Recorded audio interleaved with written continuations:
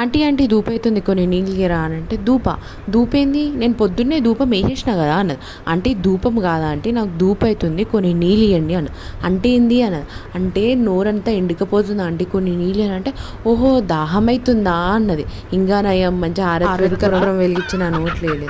సరే ఇదంతా ముచ్చట నేనెందుకు చెప్తున్నా అనేసి ఇవాళ నేను పులిహోర చేసిన. పులిహోరలో ఎక్కువ నూనె వేయొద్దు, అట్లానే ఎక్కువ ఉప్పు కూడా వేయొద్దు.